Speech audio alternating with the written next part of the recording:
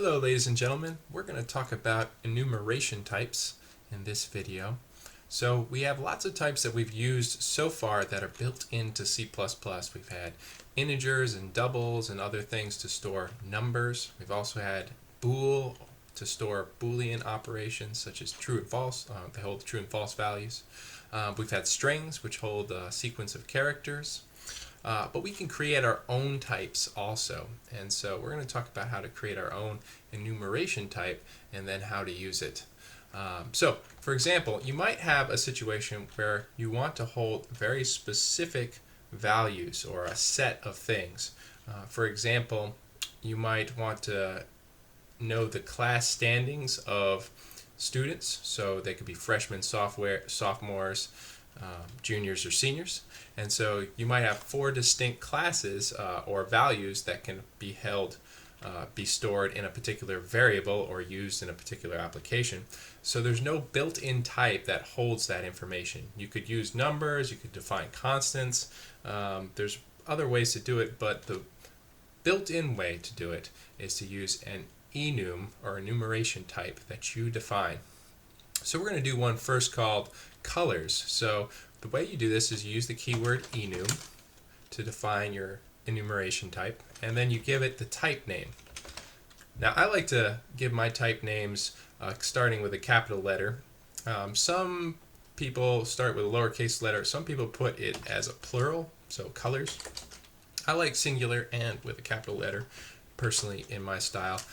It's also consistent with the Google C++ style. And then in here, we define the values that our type can hold. So our colors, whatever values we can hold for our color type, is what we're going to put here.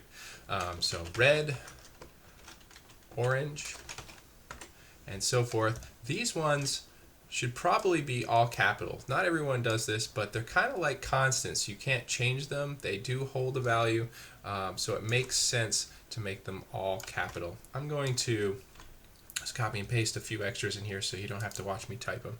And then semicolon at the end. Don't forget that. So here are our types that the color can be, that our color type can hold, our specific values. So here's the type, color, and then here are the values that our type can hold. So we can declare a variable, and like we sometimes do int x, where int is the type and x is the name of the variable, we can declare a color variable that's going to hold one of our colors. So we could call it fave color, for example. And now we have something that can hold a color. So we could set that color equal to blue, for example. So note here that we're using one of the values that is stored in our type. So that's important. We can't use type. We can't use any values that are not declared in our type. Those aren't valid and won't work for our code. So pretty simple. We could also say if fave color equals red, then do something. I don't know what. Maybe just see out red is a good favorite.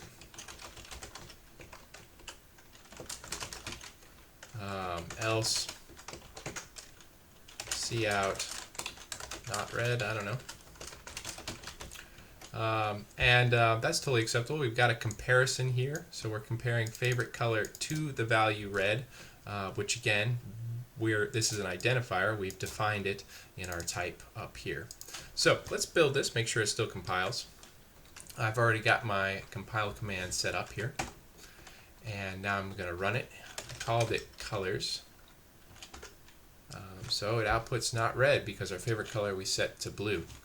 So that works. We can do other kinds of comparisons.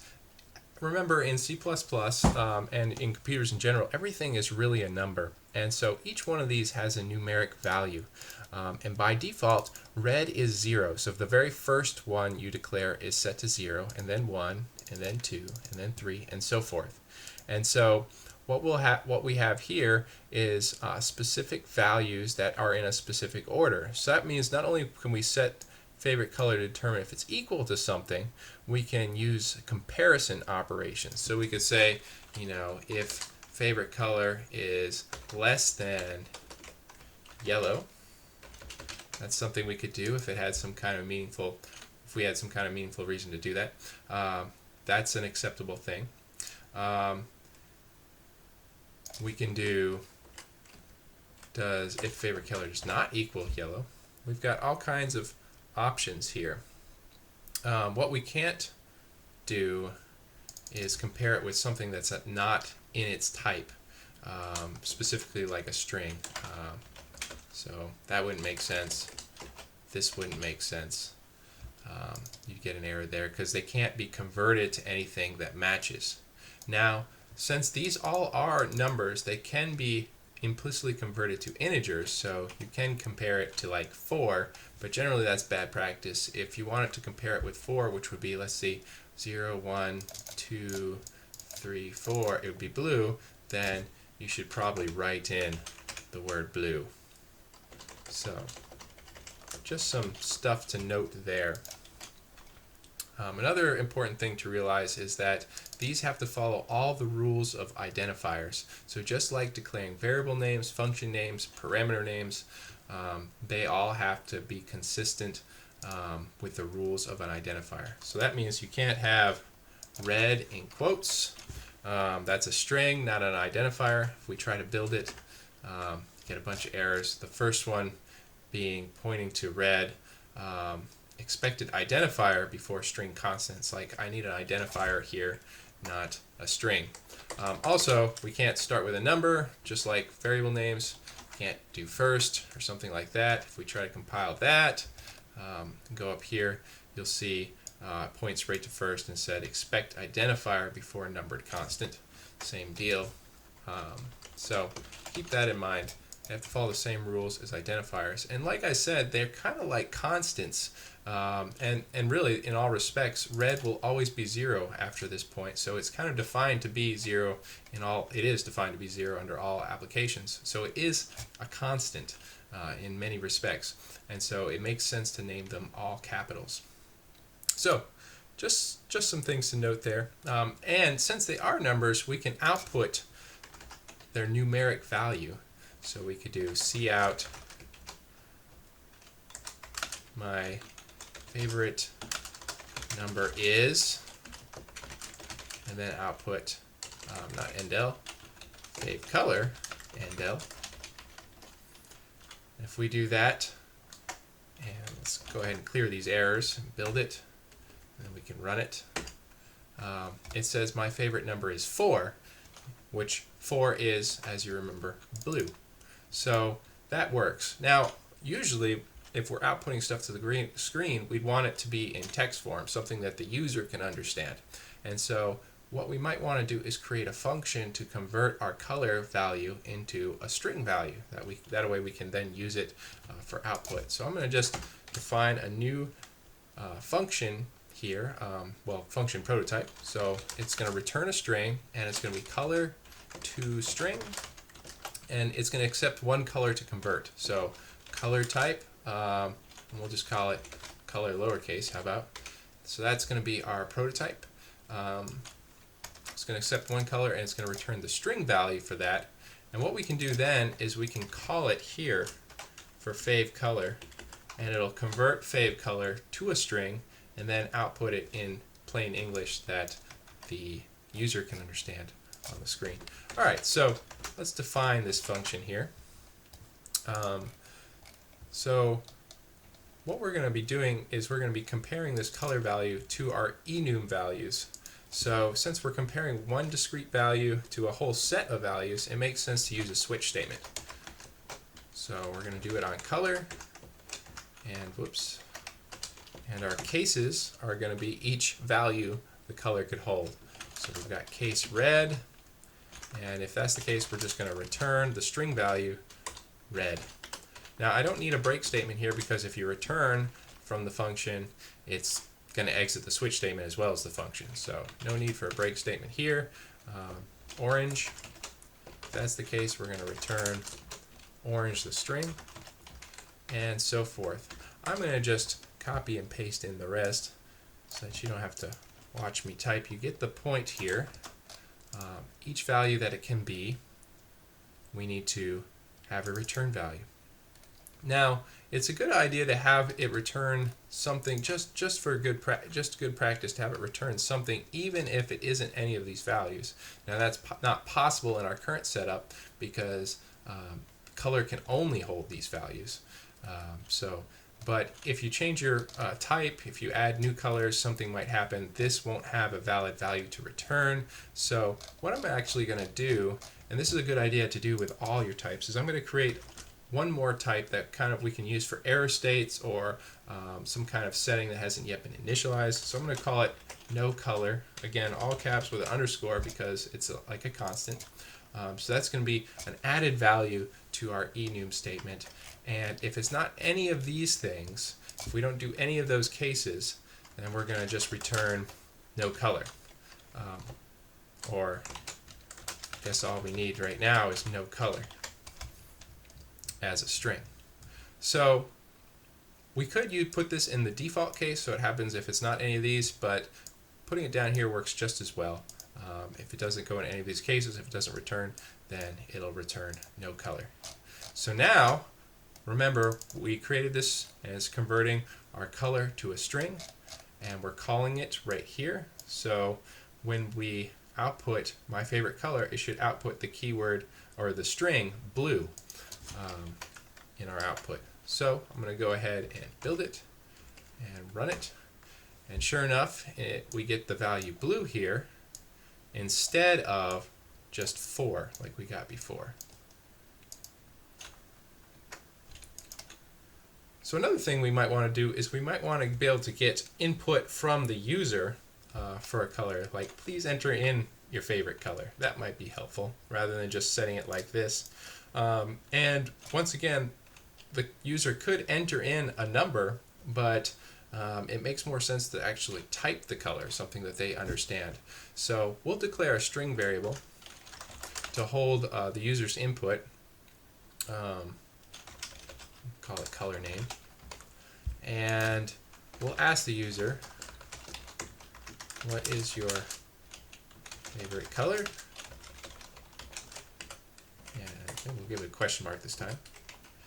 And cin the color name. And then we want to convert this string to be our enum type. So we need to handle this and see if it's any of the colors built in, and if it is, then we'll store it as a color in our fav color variable. So same thing here. We're going to have something that returns a color, and this function is going to be called string to color, just for consistency. I think it's a pretty good name. And it'll accept a string. So string, call it color name, the same thing. Don't have to, but we will here. And if we wanted to, just for a little more efficiency, we could make it a constant reference to a string. That way we don't have to copy the whole name of the color. We can just pass in the reference, but we guarantee to not change that reference. So just copy and pasting this down to the bottom so we can define it. And we can't use a switch statement on a string. Switch statements only work for simple data types, and a string holds many characters, and so we can't do a switch statement on that. But we can do a branch of if-else statements. And so we could say if the color name equals red, so that might be something the user types in, then we're going to return the keyword or our value, our enum value, red. So that's pretty cool. We might want to add a couple other cases. Color name could also equal lowercase red, and maybe color name equal first letter capitalized. We could consider that. Under all those cases, we'll return red. And then we do it for the rest, else if color name equals orange, or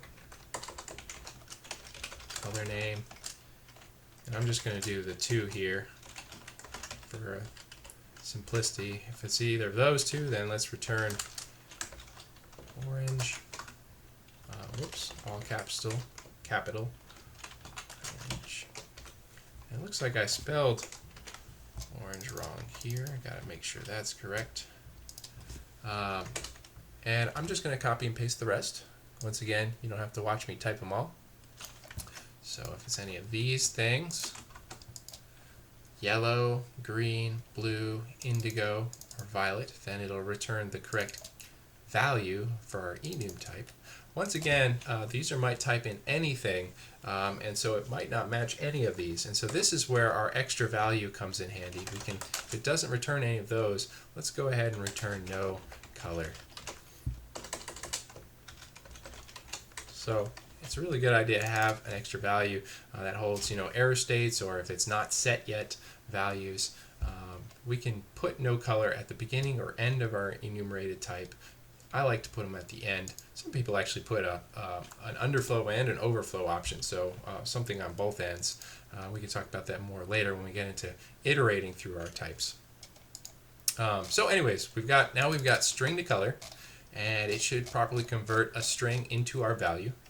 And so when we've got what is our favorite color, we've got our color name. We want to set our fave color to equal what the user types in. So we're going to use our function string to color, and we're going to pass it the color name. So that should work. So now we'll get input whatever they type here.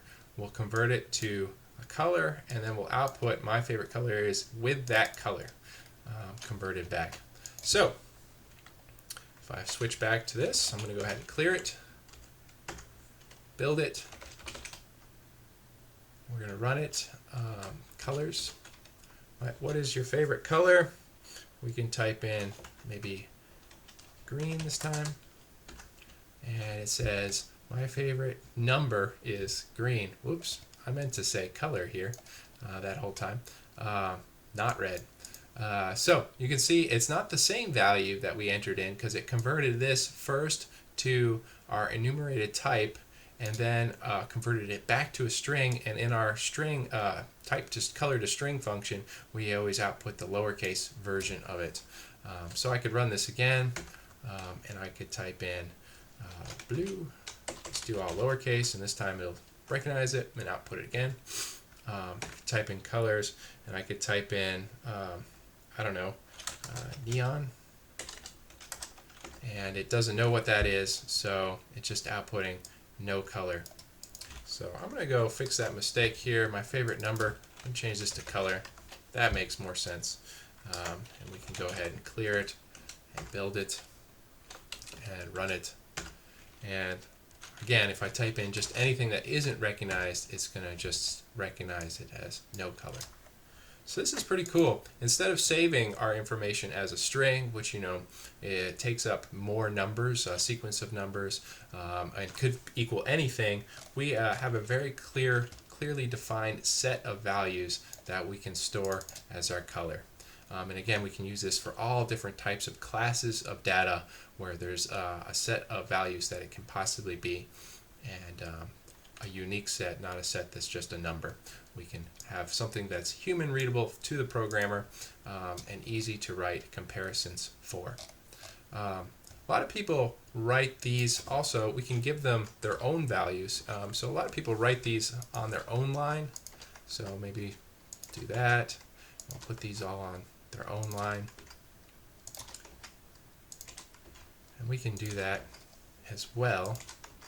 And we can also give these specific values. So if we didn't want this to red to equal 0, we could say, well, maybe red equals 2. So we can do that. That's valid code here. Everything after that will be 1 greater than it. So this will be 3 now, 4, 5, 6, etc. We could start red with -1 even. Then orange would be 0. I don't know why you'd want to do that, but in some situations it comes in handy. So this is another very valid way of writing enums, especially if they get too long to fit on the screen, which we were pretty close to with this one. So a couple things to watch out for. You got to make sure that you don't declare the same thing twice. Remember, these are in the global namespace, and so they can't be conflict with anything else. So, for example, we can't have two blues. I can't have another blue here. That won't work. If I switch back and I try to build this now, it says redefinition of blue. We also can't redefine it in a separate enum type. So maybe I've got another enum, and maybe it's called options or option, and we've got, I don't know what they would be, but you could have blue as one of those, and maybe they have the option to be red also. Maybe these are party colors or something. So if we do that, there's a problem because we've got blue and red already defined in our other enum type. So if I try to build this, once again, it complains red previously used, also blue previously used. So those are our errors there. So that's a problem. You got to make sure that they are not named elsewhere. Some people put the name of the type at the beginning or end of each value. That way they don't have that conflict, that potential conflict. So you could say this is the color red, the color orange, and so forth. That's a very common practice to make sure that you're very sure what type you are using. So watch out for that. Again, make sure that they are valid identifiers. Don't try to put them in single quotes or double quotes. That's not going to work. They're an identifier, not a value. We use them as a value, but that's an identifier for a value. So here, again, not in quotes or anything. We're setting this identifier for a value equal to our variable name, or stored in our variable. So I hope this is useful. Let me know if you have any questions, and stay tuned for the next video where we're going to talk about how to iterate or loop through all the values in one of our enumeration types.